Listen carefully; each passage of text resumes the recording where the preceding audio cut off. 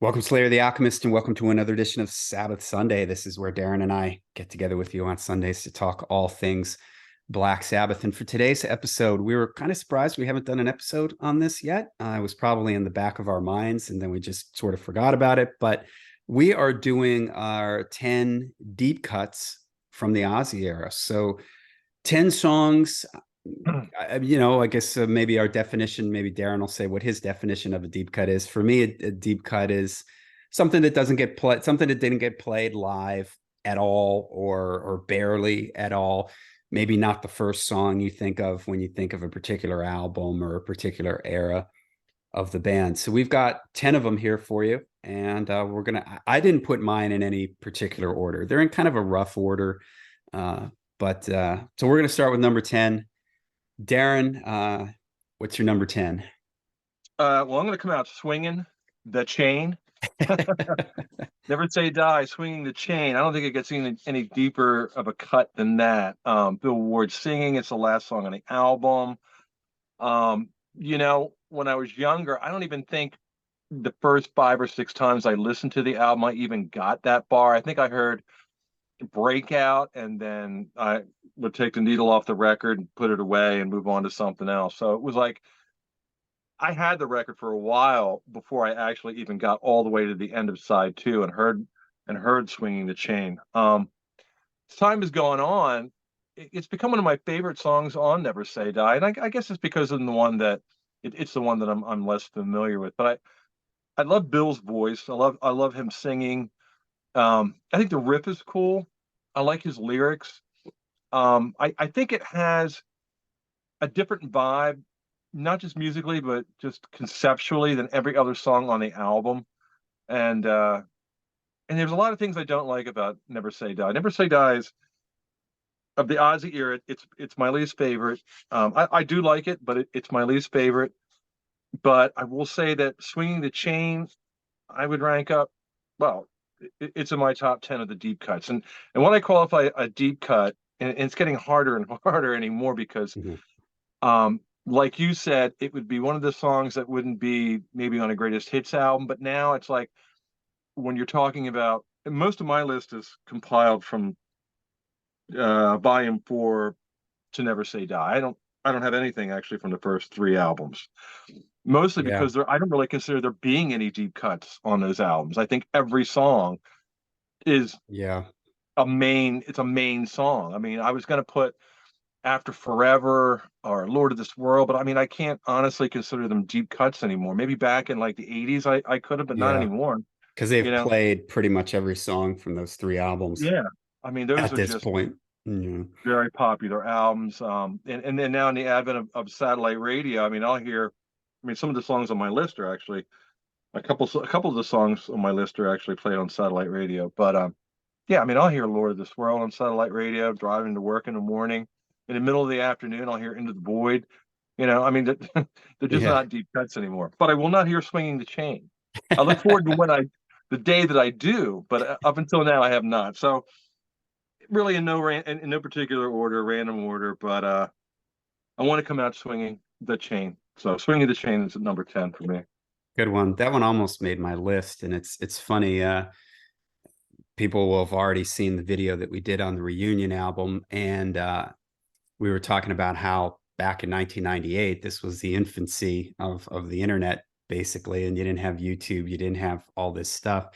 And I remember listening to Never Say Die, and I had it on cassette, so there was no information on the inside of the cassette. And I was like, "Is that Ozzy singing? Like, who is that?" Like, I didn't.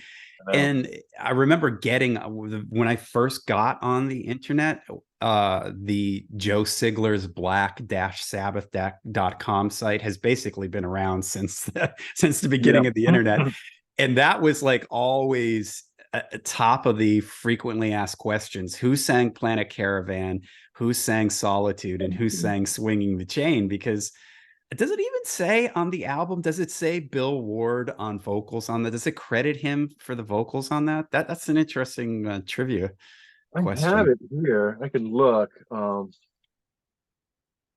If you want to go ahead and while you're looking for that, I'll go ahead and give you my number 10. All right, my number 10 is Saint Vitus Dance.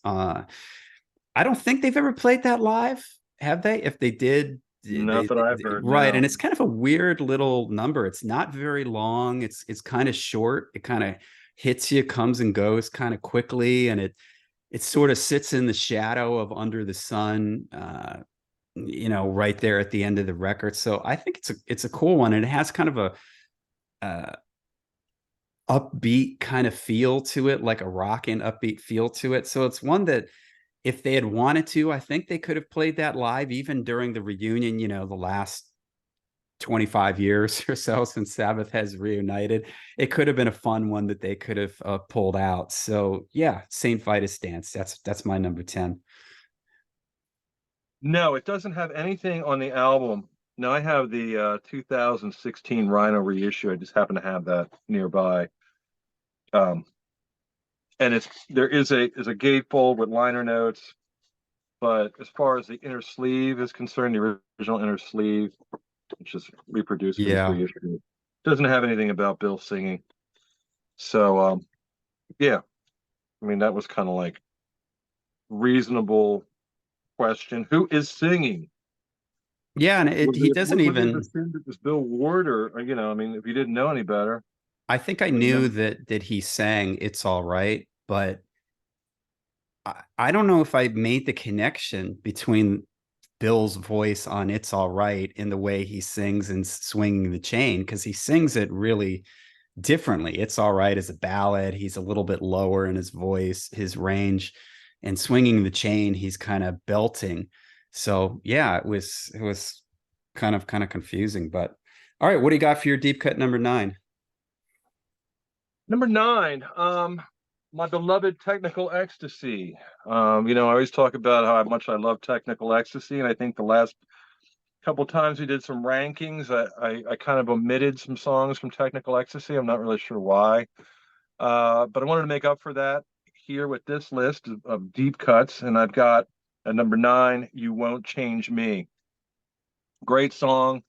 Um, really good use of keyboards. You might think that keyboards would be a very foreign thing to Black Sabbath. Black Sabbath is a very guitar oriented.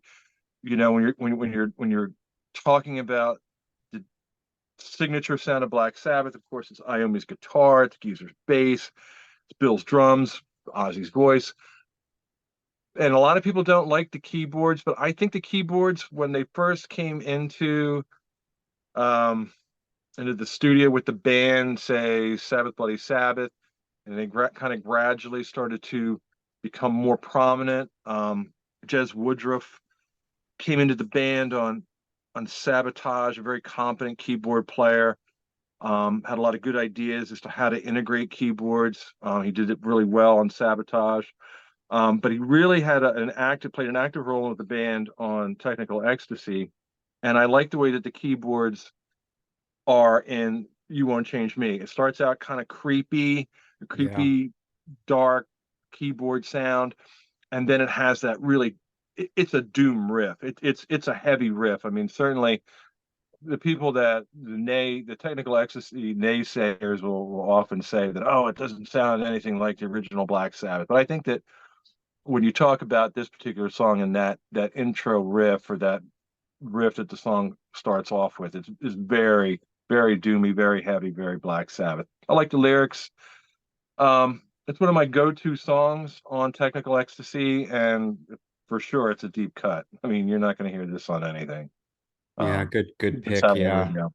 I always love Yeah. that part in that song where Ozzy sings that kind of final line, "Nobody will change the way I feel." And Iommi starts like, Yeah, going it's crazy on the that guitar. That's lead, just, that sloppy, but it's not sloppy, but it's very busy yeah, lead that he does on that. Yeah, yeah, it's just interesting too, because that's kind of harkens back to the early Sabbath, his lead playing on the early albums, because on a lot of Technical Ecstasy, especially Dirty Women, and Gypsy, it's some of his best soloing. Dirty Women has a really good solo, outro solo, and it's when Iommi, I think, really starts to get very um, kind of bluesy, very well phrased with his soloing.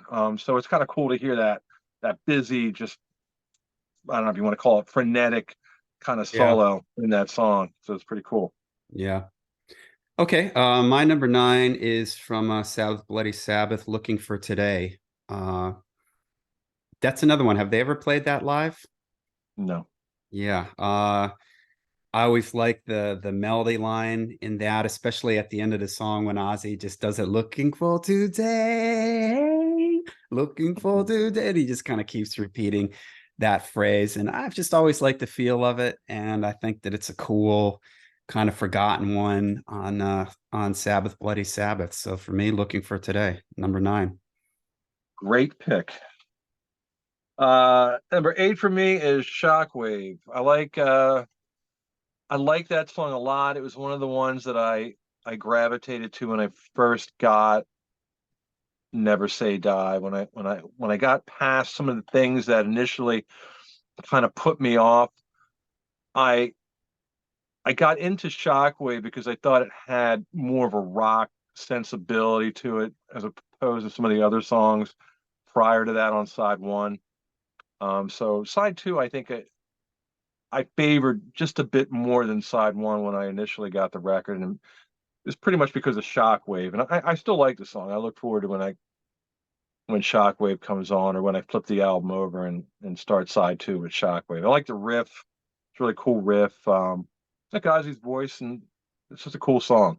Definitely qualifies as a deep cut, at least at this point in time. I wouldn't be surprised if satellite radio starts playing it at some point. Yeah. But yeah, I think it's a pretty cool deep cut off of Never Say Die. Okay, good one. Here's probably my most left field choice on my list here. I'm gonna pick something from 13, and probably my favorite song from 13 that I don't think they ever played it live, but Dear Father. That's one that I really like on 13. I think I just like that chorus in it, the way Ozzy sings that. I think the riff is pretty heavy. Um, Uh, I'm pretty sure they never played it when they toured for it. But Dear Father, I'm gonna give 13 a little bit of love. that is a good song. It is one of two songs on 13 that I will listen to and enjoy. Dear Father, and I like Loner a lot too, even though Loner is kind of a carbon copy of NIB. I like the lyrics. I like the simplicity of it. I like that it's a driving song. But Dear Father, I think it has a progression somewhere towards Yeah, has a really cool riff. It has a really cool progression, a great vocal melody with Ozzy. The highlight of that song, and I subsequently is probably one of the highlights on the album. So one of the first songs I really gravitated to. So that's a great pick. okay, we're on Where number are we? Number 7. 7 is Thrill of It All. I love Thrill of It All. I loved it from the time that I first got Sabotage. I love the way it starts out, the movements from beginning to end. It like kind of takes you on a journey, and a lot of the songs on Sabotage do. But this one in particular was the first one that really um, showed a side to Sabbath that kind of, I mean, there's some clue-ins in Sabbath Bloody Sabbath, but I think where the band got a little bit more ambitious, the music wasn't quite as heavy on those particular songs on Sabbath Bloody Sabbath. With Sabotage, the band is ambitious and they're still really, really heavy. The Thrill of It All is a really, really heavy song, but it kind of moves from place to place until it ends up um, in a kind of almost a proggy sort of way. I heard it on the radio the other day, and I Wow, turned they it up. played it on satellite radio, huh? Satellite radio, yeah. Wow. What was that? Somebody was hosting it. It was like somebody's radio show, and it might have been Jim Okay. Florentine.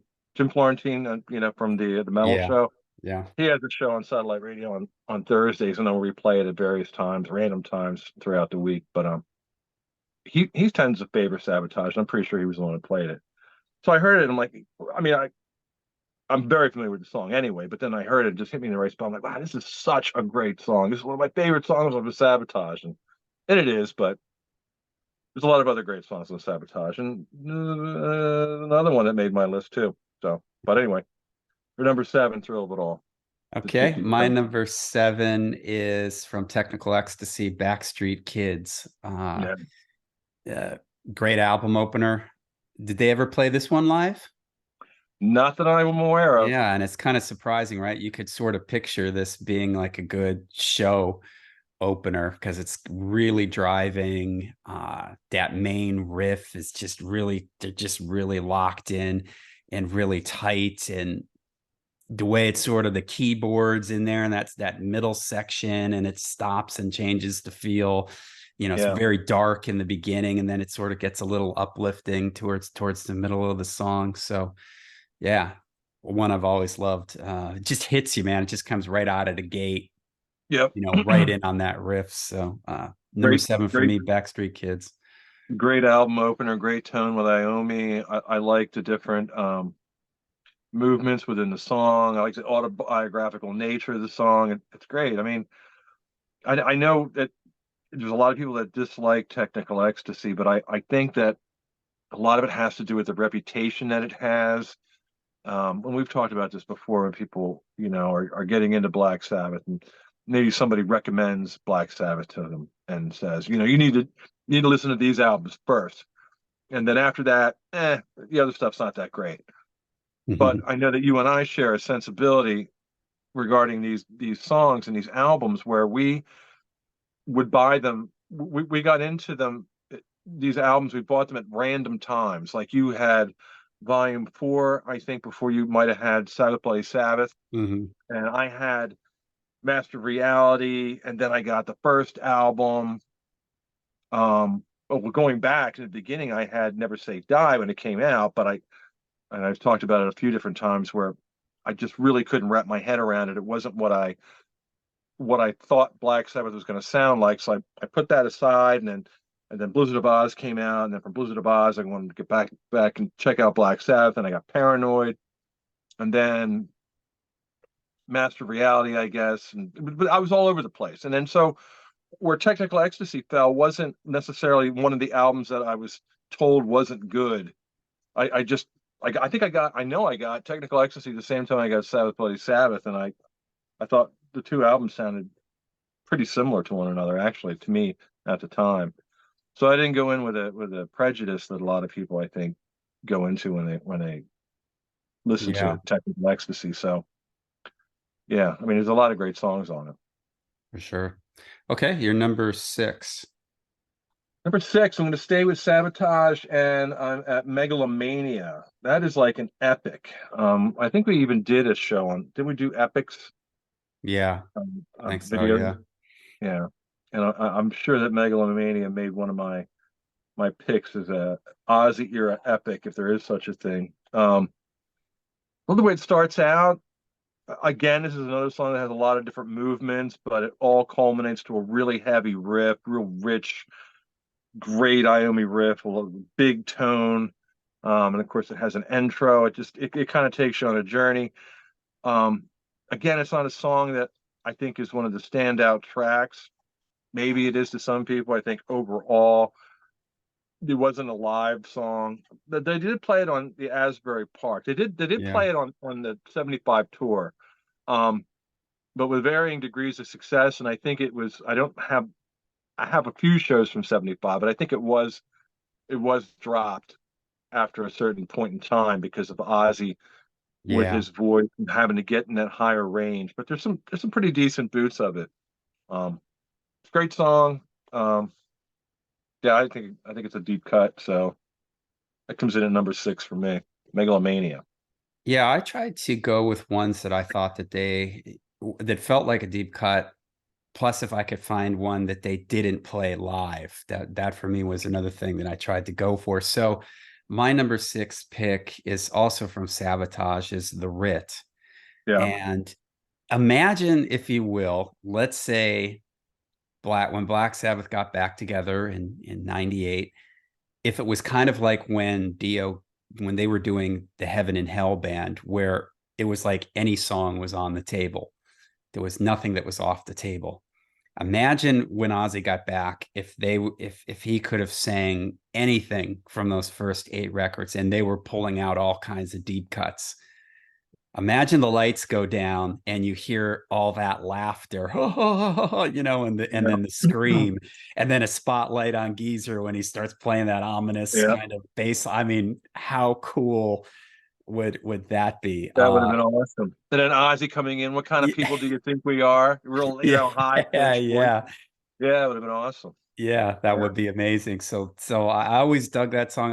Thought the intro, the way it fades out, the way it "Am I Going Insane" sort of fades out, and this sort of fades in, and you've got that laughter and the screaming Bubbly and that bass. bass line, and the way Yeah. it just comes in really, really powerful there. So always loved that. Thought it was a great album closer. So number 6 for me is The Rit. Right. Yeah, it's a great song. Number 5 for me is Gypsy. Going back to Technical Ecstasy again. It's one of my favorite songs on Technical Ecstasy. I think it has kind of a cinematic quality. I love Bill's drums in the beginning. And again, I'm a sucker for songs that have a lot of movement, have a progression where it goes from part to part, and each section has kind of its own identity. Um, I love that, and that's here on Gypsy. And I like the subject matter. It's kind of whimsical, I guess. It really isn't getting into the typical Sabbath fare of like uh, socio political or Yeah. environmental type subject matter. Here it's kind of like from a fantasy perspective. I kind of dig that. Um, so yeah, I've always liked Gypsy, and I think it's pretty deep cut. Yeah. But yeah, I think just about anything off of Technical Ecstasy, or well, definitely Technical Ecstasy. Probably there might be a couple songs off of Never Say Die that would be less than deep cuts. Of course, the title track wouldn't be a deep cut, and probably Johnny Blade. I don't know, but yeah, I think Gypsy definitely qualifies as a deep cut. Okay, number 5 for me. I'm going to go back to Sabbath, Bloody Sabbath for A National Acrobat. This is one that I think that they did do live a few times, maybe At something. least a couple times that I have, yeah, I was surprised because a lot of people would say, well, they didn't play it live because of the two guitars, but I only did play it. They did play it Yeah. live. I don't And remember I what always show. just thought it has almost like this sort of laid back, kind of funky groove to it. Ozzy sounds great on it. It's just a cool one. And I think it gets a little bit forgotten. So number 5 for me, A National Acrobat. So National Acrobat comes in at number 4 for me, a little bit higher. I love the song. I love the groove. Like it has a laid back groove. Yeah. It's one of the standout tracks on Sabbath Bloody Sabbath for me. It's not my favorite song on Sabbath Bloody Sabbath, but it's probably my second favorite. But the whole album's great. But yeah, National Acrobat. I love the lyrics. I love the laid back groove of it. It comes in sequence in a really good place. The intensity of Sabbath Bloody Sabbath, and then it just kind of like just slides into National Acrobat. Has just a Yeah. really confident, cool Iommi riff. Love Ozzy's vocals. The whole band's on fire. It's like it just exudes confidence. Yeah. I love the riff. I like the build up with the riff itself when it kind of goes into that double tracked riff. It's just a great song, and I do think it's a deep cut.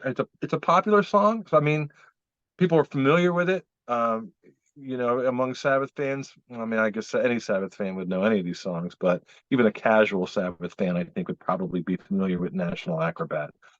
But it's not one you're likely to hear on satellite radio, or Or on a definitely not. compilation or something. Yeah. No, it wouldn't be on the greatest hits. So Yeah. yeah, deep cut. I've always liked the part in the middle too when it does the da da ba da da da da da da da da da.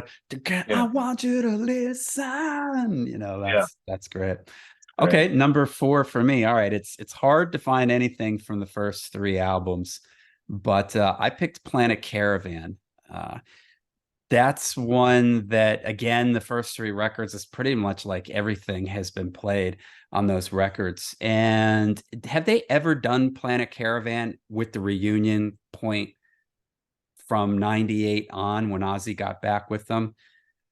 Oh, I don't think so. No. No, I mean, did they not ever that I even do it remember. in the early days? Are there any recordings of them?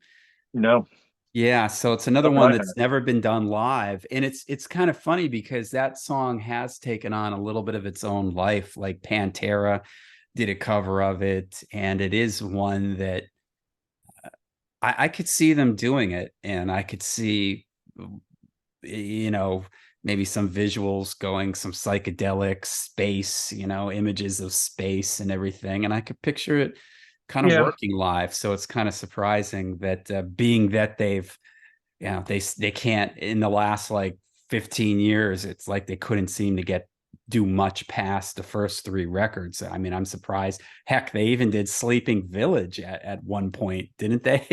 yeah, yeah. So I'm Fun of a I'm new kind one. of surprised that they didn't just look and go, well, it's the only one left that we haven't done from these first three records. Let's do Planet Caravan. I think it would have been cool. I don't know that they could have done it early on because there is that Leslie effect Yeah, on Ozzy's voice that would be hard to recreate live. But I mean, they could have kind of reinvented it in a live situation. But I think they could have done it pretty faithfully later on. I mean, they could have done it in '98 on the reunion tour, and any time after that would have been cool. Could have extended it, had a little yeah. percussion, and Let add Iommi some. stretch out, do his Yeah, jazzy thing. yeah, for sure. Would have been cool. Missed opportunity, I guess. But yeah, I like it. It's a great song. I mean, like I said though, I mean, when I listen to Paranoid, I listen to the whole album. I very rarely like get an urge to listen to one song and only play that song. I mean, Yeah, I think about Berries Wear Boots or something or Electric Funeral during the day, and I think, well, I want to listen to that song. Well, I listen to the whole album. So I mean, it's always like I take Paranoid as a whole every time I listen to it. But I like where Planet Caravan comes in. I like the sequence of it. I think it's before Iron Man, which is cool. Has a It's a good balance there between those two things, the two vibes. So yeah, it's a good yeah, pick. Number three. yep, Okay, Cornucopia for Volume 4. The yeah, heaviest song on Volume 4, I think, is Under the Sun. Second heaviest is Cornucopia, and they're not that much different as far as weight is concerned. What I dig about Cornucopia is I like that riff, that bouncy, almost like it's like a stuttered riff. And I also like the fact that I think it at that point when they were recording it, that it was one of the songs that Bill Ward had a tough time trying to figure yeah, out how to play it.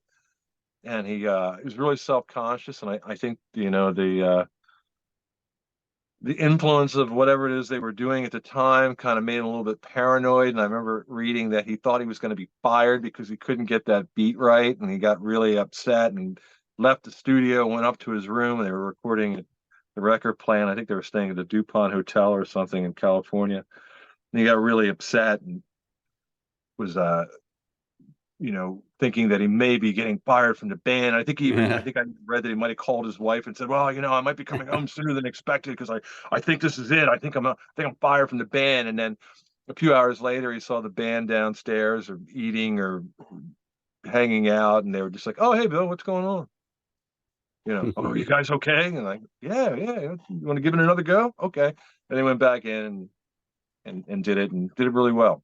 And it's like often said with these when you talk about Black Sabbath in the early '70s and the things they were doing and the riffs that Iommi was coming up with, I mean, I don't think Bill Ward gets enough credit because I think a lot of drummers coming from a conventional mindset would be like, "Wow, what do I do with that?" And I think Bill, and obviously in this situation, was kind of presented with that and was sort of like at a loss. I mean, of all the things that Bill had done up to this point, we got three albums of pretty unique riffage and song structures and things that were pretty ambitious. Um, this is where I think he got kind of stymied. This is the one that kind of tripped him up. But I mean, to his credit, I mean, some of the things that he did, I mean, even like going back to the first album, we had talked about what he does on Black Sabbath, and it's the notes in between and the sparseness of his drum beat on the toms and really creates that atmosphere. It's not so much the riff, a lot of it is the riff, but it's also the drums. And I've always been in awe of how he came into the situation without anything to compare it to. There was no other bands that I Yeah, think were in direct correlation to what he was doing on the drums. So yeah, it's a very heavy song. I like the beat. I like the drum pattern. Drum pattern especially is really cool. I like the middle part where it has that little quirky Sabbath change up that was such a part of the early days. Um, yeah. yeah, so Cornucopia comes in at number 3 for me. Good one. All right, number three for me. You already called this one, but I'm going to do it too. Thrill of It All. Love that. Everything that you said about it. I love kind of it has like that funky beat to stop start guitar Yeah. part there, and Ozzy's vocals are just information. He's just soaring Yeah. over the top of it. And I always love it's kind of a subtle little thing, but in the drum pattern, there's this like da da da da da da da do ga ga, and there's hand Yeah. claps on it on the da Hmm. da da da da da Yeah. do ga ga da da da da It's da. very cool. Yeah. Yeah, it's just I love the groove, and I love too the way it has that intro, and then it sort of drops down, and Iommi hits that riff, da, da, da, da, da, da, da, the tempo Yeah. drops. It's just Yeah. oh man, it's so cool. Yeah. Awesome song. All right, number two. Number two, you called it earlier, but it's my number two, Saint Vitus' Dance, man. It was one of the first songs that really grabbed me when I first heard Volume 4. I love that bouncy, almost like hoedown kind of riff that Tony does, and then it goes real deep, dark, and then it changes on a dime, like Yeah, it's just like wow, it's like these two things that are almost diametrically opposed, these two feelings that are on the guitar that he does that are almost diametrically opposed, yet he puts them together in this perfect way. I love Ozzy's melody. I don't know what he's singing about. I think it's a very simplistic song about a girl or something. It yeah, doesn't really matter. It's more about his melody. It's more about these two riffs. And the whole thing is over in like 2.5 minutes or something. It's a very yeah. short song, but it man packs a wallop in that amount of time. So number two of my all-time favorite deep cuts is St. Vitus' Dance. A good one. All right, number two for me. You did. You Won't Change Me. I'm gonna go with She's Gone. It's Okay. sort of the other Almost ballad made on my list. there. Yeah. Yeah, and the acoustic guitar and Ozzy's delivery in this. Maybe have we done a top 10 favorite Ozzy performances in Black Sabbath? I don't know if we haven't. I think we This have no. Yeah, this would land in my top 10. I just think it's Ozzy is sounds so emotional in Yeah. this, and just with those acoustic guitars and the strings, it's so mournful, it's so sad, and Yeah. just the whole like the lyrics to it are just really like Tear at your heartstrings. Yeah. I yeah, think it was you're right, written. your heart torn out type of lyrics. So this one for Ozzy's performance. Another one. Can you imagine if Ozzy could just sing anything from this back catalog? Imagine the lights go down and the lights come back up, and Iommi and Ozzy are just the two of them. Iommi playing an acoustic guitar and Ozzy next to him, singing this song. Yeah. How incredible that would be. So Yeah, it would be a great opportunity. It would be something that I think maybe not everyone would appreciate, but I think enough people would where we would make it a pretty special moment. But again, I mean, I think what Black Sabbath did, I think what they tried to do live was always not do so much of a show. It's more of it was like a rallying call. It yeah, was always like the songs that had the immediate yeah, effect, songs that would get people, clapping their hands and get them excited. There wasn't really any time during a set where Black Sabbath, other than Iommi's jams or maybe an extended solo segment, but there really wasn't a time, and I can't recall where they would really bring the mood down yeah, yeah, and go off on a different tangent. I think everything was sort of interlocked in one kind of a feel, and that was like to get people excited, get them happy, clapping their hands, rocking and rolling. But yeah, I mean, it would have been great if they had done that, and it would have been great if they did it later. I mean, they certainly spent a lot of time once they were reunited. I think they went from like 90. Well, actually, okay, so they started the reunion thing in like 96 or 97. But I know they played without Bill Ward because I saw them in Ozfest. I'm pretty sure that was 97. Maybe it was 96. I don't know.